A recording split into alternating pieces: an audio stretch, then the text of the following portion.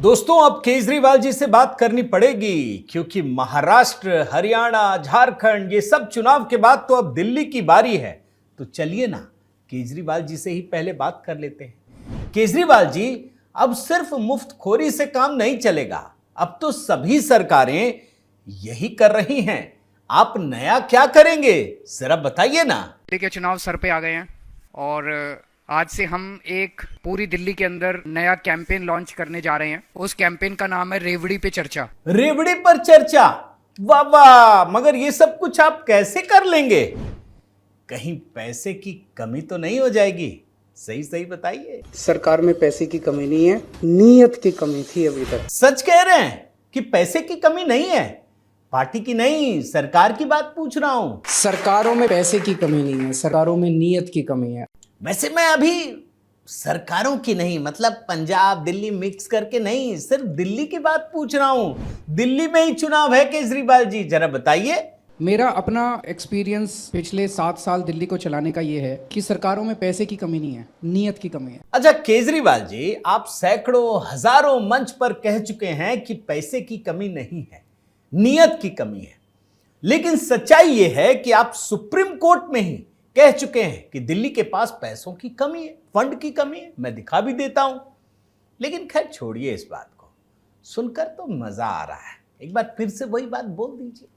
मैं blanket statement दे रहा हूँ, किसी भी राज्य सरकार में और किसी भी केंद्र सरकार में पैसे की कमी नहीं है, नीयत की कमी है। तो फिर दिल्ली की जनता को आप क्या कहेंगे केजरीवाल जी? तो हम दिल्ली की जनता को बताना चाहते हैं भाई, हाँ हम ये 6 मुफ्त की रेवड़ी दे रहे हैं। बीजेपी खुलेआम कह रही है कि ये 6 मुफ्त की रेवड़ी बंद होनी चाहिए। दिल्ली की जनता हमें बताए कि ये 6 मुफ्त की रेवड़ी चाहिए कि ये 6 मुफ्त की रेवड़ी नहीं चाहिए। मगर बड़ी खबर देख लीजिए दोस्तों, दिल्ली की आतिशी सरकार के पास चुनाव कराने के लिए पैसे ही नहीं हैं। केंद्र सरकार से 10,000 करोड़ रुपए की मांग की है।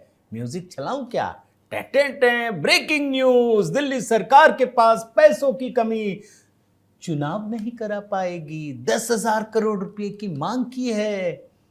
लेकिन रेवड़ी की बात कहो तो ये अलग ही दुनिया में विचर रहे हैं। केजरीवाल जी खुद सुनिए ना। पूरी दिल्ली के अंदर, हर गली के अंदर, हर मोहल्ले के अंदर, हर सोसाइटी के अंदर टोटल मिला के 65,000 मीटिंग की जाएंगी, छोटी छोटी मीटिंग की जाएंगी। और उन छोटी छोटी मीटिंग्स के अंदर हमारे कार्यकर्ता, हमारे मंडल अधिकारी, मंडल अध्यक्ष, बूथ अधिकारी, बूथ अध्यक्ष, बूथ की टीम्स, ऊपर के हमारे जितने कार्यकर्ता और पदाधिकारी हैं, वो जनता के बीच में जाएंगे।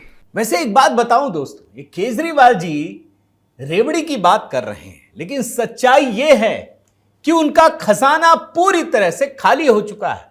और मैं सिर्फ कहने के लिए बात नहीं कह रहा हूं, बड़ी गंभीर खबर दिखा भी रहा हूं।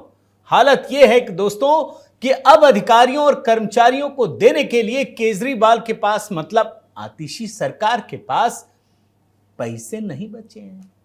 सैलरी का भी टोटा होने वाला है। और दिल्ली में आतिशी सरकार के पास जितने पैसे बचे हैं, बस ये समझ लीजिए कि 2 ही महीने का बस इतनी ही सैलरी मिलेगी अधिकारियों को, कर्मचारियों को। यानी अगर अभी नवंबर देख लीजिए तो दिसंबर और जनवरी, फरवरी में क्या होगा? आतिशी के सामने नया चैलेंज, खाली हो रहा दिल्ली सरकार का खजाना, बस 2 महीने। और उसके बाद मैं रिसर्च कर रहा था दोस्तों कि आखिर दिल्ली में ऐसा हो क्या गया।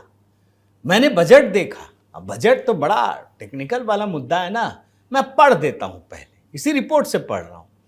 कर राजस्व, गैर कर राजस्व, केंद्र प्रायोजित योजनाओं के तहत प्राप्तियों और केंद्र से अनुदान से दिल्ली की कमाई वित्तीय वर्ष के अंत तक बजटीय अनुमान 64,142 करोड़ रुपए से घटकर 62,415 करोड़ रुपए का। और जो व्यय है, राजस्व व्यय, 60,911 करोड़ रुपए से बढ़कर 63,911 करोड़ रुपए की उम्मीद है।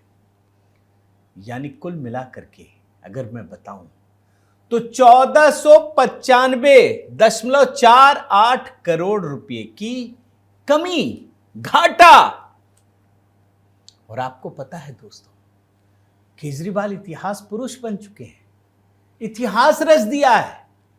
31 साल में पहली बार दिल्ली को राजस्व घाटे का सामना करना पड़ रहा है।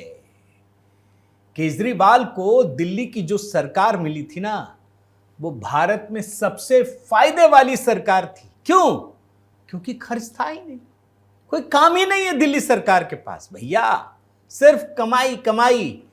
इस आदमी ने इतना लुटाया, इतना भ्रष्टाचार किया, अपने आम आदमी पार्टी के कार्यकर्ताओं को इतना लुटा दिया दोस्तों, कि आज की स्थिति में 31 साल का इतिहास तोड़ दिया। दिल्ली सरकार को पहली बार घाटे का सामना करना पड़ रहा है। मगर केजरीवाल को क्या फर्क पड़ता है भाई? इनको देश से, समाज से क्या लेना देना?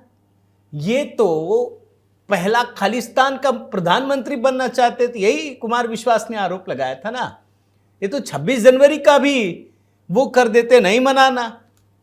लेकिन इतना सब कुछ होने के बाद भी दोस्तों, केजरीवाल रेवड़ी पर चर्चा करना चाहते हैं। देख रहे हैं ना, रेवड़ी पर चर्चा कैंपेन लॉन्च।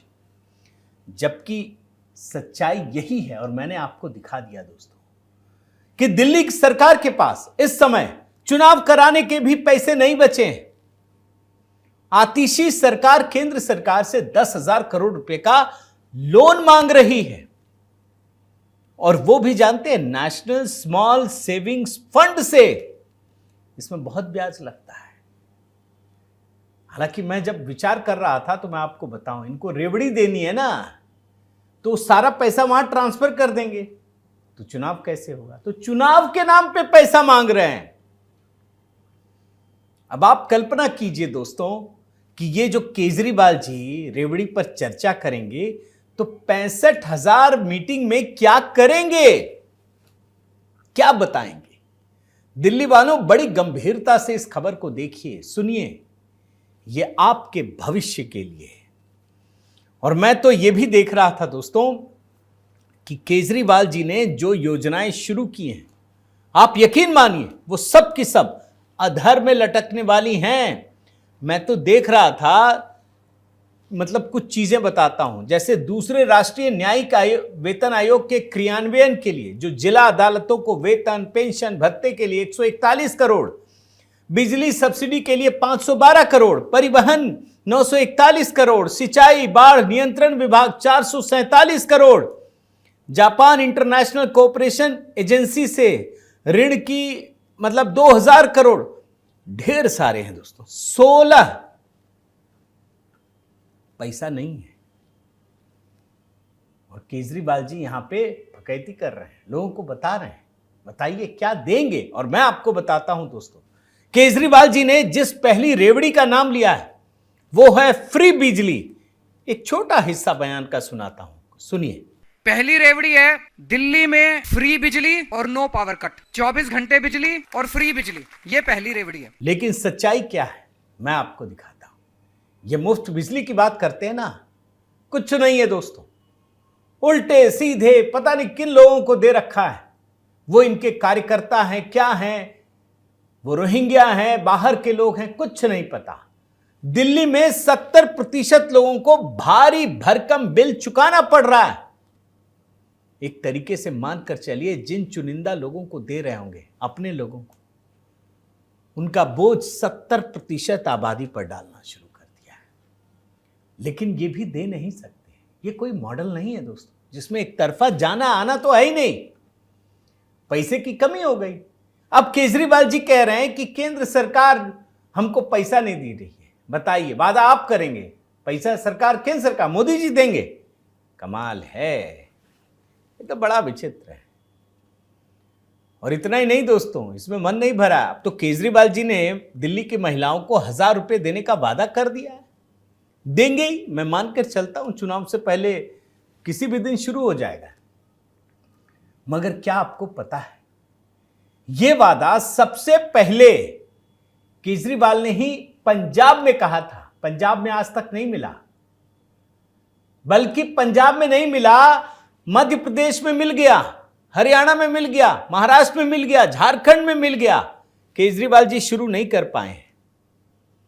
लेकिन मैं मान रहा हूं, अब तो परिस्थितियां एकदम बदल गई हैं। दिल्ली में केजरीवाल शुरू कर ही चुके हैं, कर देंगे, मैं मानता हूं दोस्तों, लेकिन मैं आपको यह भी बता देता हूं कि इसमें भी केजरीवाल भ्रष्टाचार का कोई ना कोई स्कोप ढूंढ ही लेंगे। और मैं ये बात क्यों कह रहा हूं मैं बताता हूं।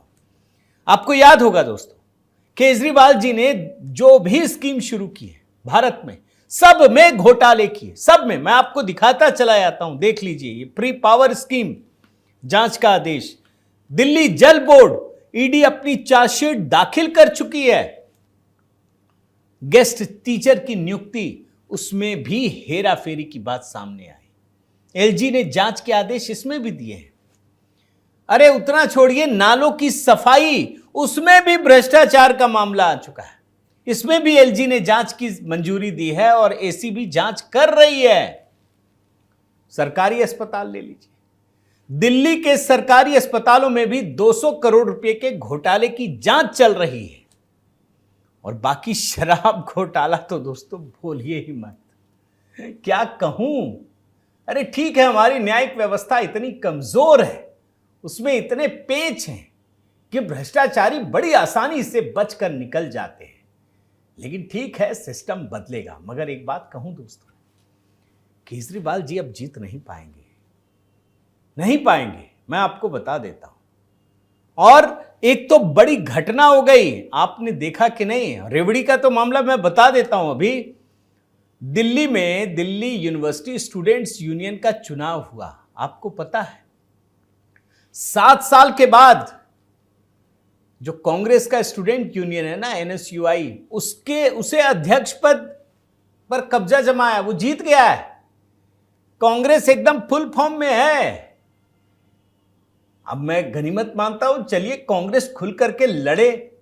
और मैं बताता हूं दोस्तों, अगर ऐसा हुआ तो केजरीवाल के दिन लद गए। ये सियासी दिन की बात बता रहा हूं। क्यों? केजरीवाल के वोट बैंक में 2 तरह के लोग हैं दोस्तों, एक लालची वर्ग और दूसरा मुसलमान। अब मैं आपको बताता हूं, देखिए, जहां तक लालच की बात है, रेवड़ी की, अब तो सब दे रहे हैं। क्या भाजपा पीछे है? कांग्रेस पीछे? कोई नहीं। दे ना दे पाए अलग बात है, लेकिन सब दे रहे हैं। अब भैया, जब देने की बात आएगी तो भाजपा के आगे थोड़ी ना केजरीवाल जी होंगे। लोगों को भी पता है कि भाजपा अगर कह रही है तो वो इसलिए दे पाएगी क्योंकि केंद्र में भी सरकार है। तो रेवड़ी में तो ये पीछे हो गए, कांग्रेस भी देगी। रही बात मुसलमानों की दोस्तों, तो इस समय पूरे देश के मुस्लिम ये जानते हैं कि अगर उसका सबसे बड़ा हितैषी है जो किसी भी हद तक जाकर कुछ भी बोल सकता है, तो कांग्रेस है। केजरीवाल जी तो पीछे हो गए। हां, कांग्रेस अखिलेश, कांग्रेस तेजस्वी में अगर तुलना हो तो थोड़ा सा सोचना भी पड़ेगा, लेकिन यहां तो कोई मामला ही नहीं है। तो मैं मानता हूं दोस्तों कि इस समय केजरीवाल जितने कड़वे बीज बोए हैं ना, अब वो सब उगाए हैं। अब उसका खामियाजा केजरीवाल को भुगतना ही पड़ेगा। मगर दिल्ली की जनता को तब तक बेहद सतर्क रहने की जरूरत है। मैं चाहता हूं दोस्तों, आप भी जरूर बताइए इस कहानी को देखने के बाद आपके क्या विचार हैं। क्या वाकई इस बार केजरीवाल लोगों को ठगने में सफल हो पाएंगे? मुझे तो नहीं लगता। बाकी आपके कमेंट का इंतजार है दोस्तों। मैं आपसे निवेदन भी करता हूं कि अगर आपने इस चैनल को नहीं सब्सक्राइब किया है तो जरूर कर लीजिए, लाइक कीजिए, कमेंट कीजिए, बेल आइकन दबाइए। और हां, एचबी मेलोडी में अभी हाल ही में स्वच्छ भारत पर दोस्तों, स्वच्छता पर प्रधानमंत्री मोदी का जो विजन है, मिशन है, उसको लेकर एक गीत अपलोड किया है। जरूर देखिए, वहां पर भी सब्सक्राइब कीजिए। बहुत बहुत धन्यवाद। जय सिया राम।